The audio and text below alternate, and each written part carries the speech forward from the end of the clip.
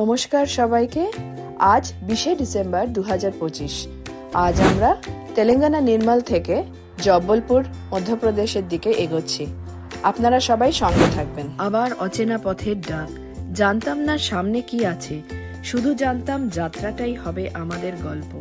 পথে পথে বদলাতে লাগলো আকাশ আর মন, কখনো নদীর তীরে, কখনো পাহাড়ের নীরবতায়। প্রতিটি মোড়ে নিজেকে শেখালাম গন্তব্য নয়, পথটাই আসল। আমরা নাগপুর হাইওয়েতে এক রেস্তোরাঁয় তাড়াতাড়ি দুপুরের খাবার খেয়ে এগোলাম এমপিটি মাইকেল রিসর্টের দিকে। পথটাই ছিল আনন্দ আর রিসর্টটা বিশ্রামের ঠিকানা।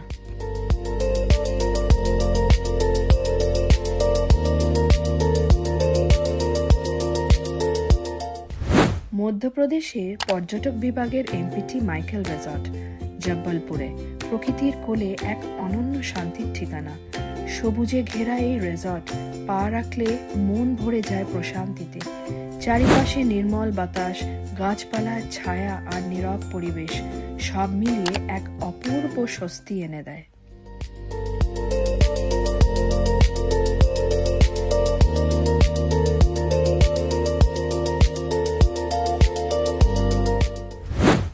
পরের দিনের সকালটা শুরু হলো বারান্দায় বসে দুজনে চায়ের কাপ হাতে নিয়ে। সামনে শান্ত নদী, চারিপাশে পাখির কিচিরমিচির। ব্যাঙ্গালোর শহরের কোলাহলের থেকে একটা যেন এক অন্য জগৎ। তারপর গেলাম রিসর্টের রেস্টুরেন্টের ব্রেকফাস্টের জন্য।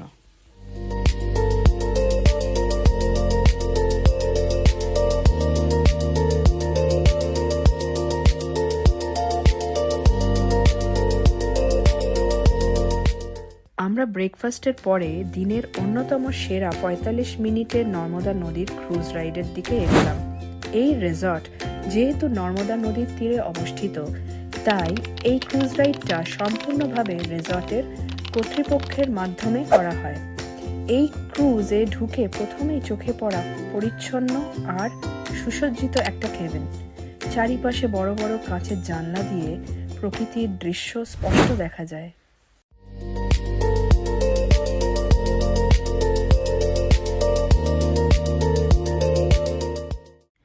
ক্রুজটার দুটো ফ্লোর। ক্রুজের টপ ফ্লোরে ডিজে মিউজিক, তার সাথে আনন্দ সত্যি ভাষায় প্রকাশ করার মতো নয়। খোলা আকাশের নিচে চারিপাশে জলের মৃদু ঢেউ আর তালে তালে বাজতে থাকা মিউজিক একেবারে পরিবেশ ছন্দময় করে তুলেছিল। ক্রুজে চড়ে আমরা একটা আলাদাই অনুভূতির স্বাদ পেয়েছিলাম। এরপরে আমরা এগোলাম ধোঁয়াদার ওয়াটারফলসের দিকে, যেখানে জল থেকে উঠে আসে ধোঁয়া। জব্বলপুরে ধোঁয়াদার ওয়াটারফলস খুবই সুন্দর। এখানে নর্মদা নদী উঁচু থেকে আছড়ে পড়ে এত জোরে, তার প্রবল গতিবেগ আর শক্তির কারণে সৃষ্টি হয় এক অনন্য দৃশ্য। প্রচণ্ড শব্দে জল পড়ার সঙ্গে সঙ্গে নিচে পাথরের ওপরের আঘাতে জল ভেঙে যায় অসংখ্য সূক্ষ্ম জলকণায়। তার কারণে সাদা কুয়াশার মতন ভেসে ওঠে, আর এই ধোঁয়ার মতন দৃশ্যের কারণে এর নাম ধোঁয়াদার ওয়াটারফলস। আমাদের পরের গন্তব্য ছিল বেদাঘাট। এখানে নর্মদা নদী শান্ত হয়ে বয়ে চলেছে আর দুপাশে দাঁড়িয়ে থাকা উঁচু উঁচু মার্বেল পাথরের পাহাড়। এখানে গিয়ে বুঝতে পেরেছিলাম শুধু দেখার জায়গা না, এটা অনুভব করার এক অভিজ্ঞতা। নৌকোগুলো ধীরে ধীরে চলেছে নর্মদা নদীতে, ঠিক যেন মনে হয় এক স্বপ্নলোকে দাঁড়িয়ে আছি।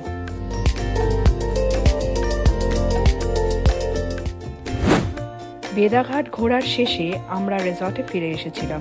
পরের দিন সূর্য ওঠার সঙ্গে সঙ্গে শুরু হলো আমাদের যাত্রা অযোধ্যার দিকে। জব্বলপুর পেছনে রয়ে গেল স্মৃতির পাতায়।